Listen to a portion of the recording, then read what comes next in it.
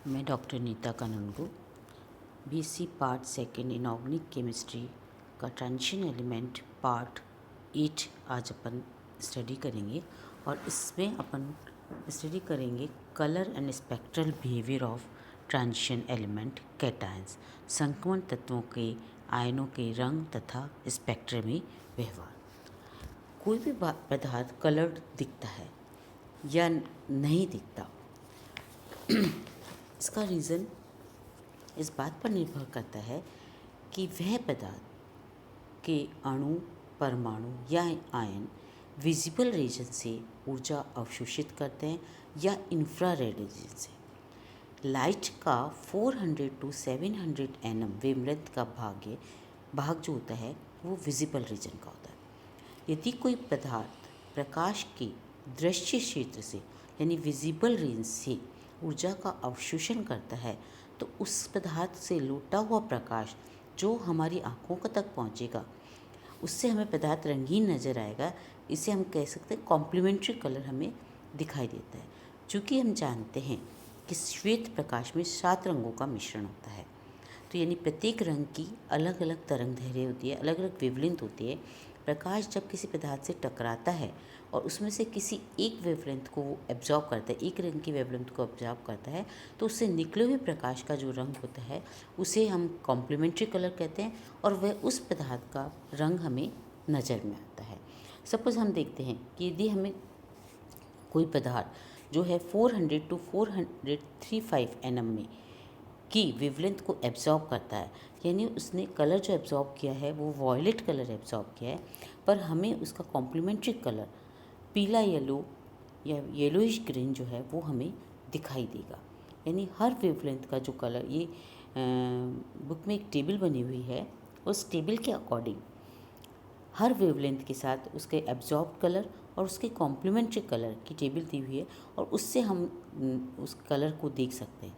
संक्रमण तत्वों में कलर जो है 2 प्रमुख कारणों से आता है, एक है डीडी ट्रांजिशन और दूसरा है charge transfer spectra. DD transition क्या होता है? डीडी ट्रांजिशन को हम क्रिस्टल फील्ड थ्योरी से इजीली एक्सप्लेन कर सकते हैं।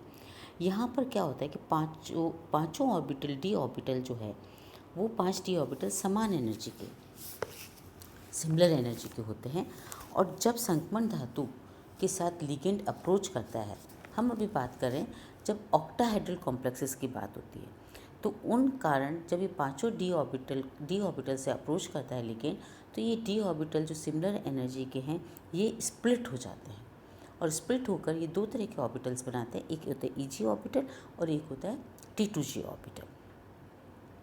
जब ऑक्टाहेड्रल कॉम्प्लेक्स की हम बात करें तो इस केस में 6 लिगेंड जो है इस ऑक्टाहेड्रल शेप पर अप्रोच करते हैं और इसकी XYZ एक्सिस पर अप्रोच करते हैं। तो इस तरह से जब केंद्रीय धातु परमाणु की ओर पहुँचते हैं तो समस्त डी कक्षकों की ऊर्जा की मान में वृद्धि हो जाती है, पर जो XYZ अक्षों पर की ओर अभिविन्यसित होते हैं यानी ईजी कक्षक जो होते हैं वो ईजी कक्षक अधिक प्रतिकर्षित होने के कारण उच्च ऊर्जा स्तर में चले जाएंगे।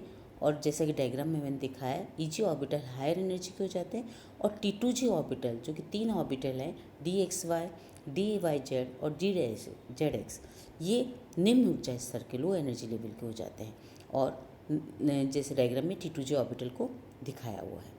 इस तरह से हम ये कह सकते हैं। और इनकी जो दोनों का EG और T2G ऑर्बिटल है, इन दोनों के बीच की एनर्जी को हम डेल 0 से दिखाते हैं। और डायग्राम में अपन देख रहे हैं कि EG ऑर्बिटल प्लस 0.560 से ऊपर की तरफ हो जाते हैं और T2G ऑर्बिटल माइनस 0.4 डेल 0 से नीचे की तरफ चले जाते हैं। तो इस तरह से ये स्प्लिटिंग हो जाती है और डी कक्षों की ऊर्जा में अंतर आ जाता है। ऐसी स्थिति में यदि कोई इलेक्ट्रॉन निम्न ऊर्जा स्तर से उच्च ऊर्जा स्तर की ओर जाएगा तो वह कम ऊर्जा वाले क्षेत्र से दृश्य से विकिरणों का अवशोषण करेगा और इस कारण संकुल रंगीन दिखाई देगा। आज अपन केवल इतना ही देखेंगे कि जो डी ऑर्बिटल है वो पांचों D orbital T2G orbital in octahedral complex की बात करें कि जब 6 लिगेंड अप्रोच कर रहे हैं तो वो XYZ एक्सिस की ओर अभिविन्यसित होंगे तो वो इन ऑर्बिटलों को डिवाइड कर देते हैं T2G ऑर्बिटल और ईजी ऑर्बिटल। और ये क्यों होता है? क्योंकि जो डी अपन देखते हैं कि डी ऑर्बिटल की अपन ने शेप देखी थी, तो D X Z, D Y Z और डी एक्स वाई, ये एक टी टू जो ऑर्बिटल है, ये तीनों एक तरह के होते हैं एक्स वाई जेड एक्सिस पर। और ईजी कक्षक में डी जेड स्क्वायर और D X square Y square, यानी ये पाँचों जब ऑक्टल शेप में, तो एक सिमेट्री पे नहीं होते, डिफरेंट डिफरेंट सिमेट्री पे होने के कारण ये स्प्लिटिंग हो जाती है।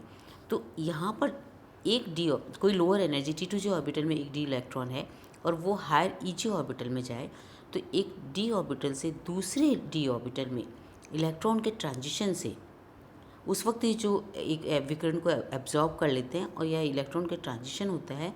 इस कारण इस तरह के ट्रांजिशन को हम डी ट्रांजिशन भी कहते हैं। यानी कोई इलेक्ट्रॉन निम्न ऊर्जा स्तर से T2G कक्षक से उच्च ऊर्जा वाले EG कक्षक में जाएगा, तो वह कम ऊर्जा वाले दृश्य क्षेत्र से विकिरणों का अवशोषण करेगा और इस कारण हमें संकुल रंगीन दिखाई देता है। कल मैं इसी चीज़ को अपन एक एग्जाम्पल से लेंगे और उसके बाद हम टेट्राहेड्रल कॉम्प्लेक्सेस को डिस्कस करेंगे। Thank you.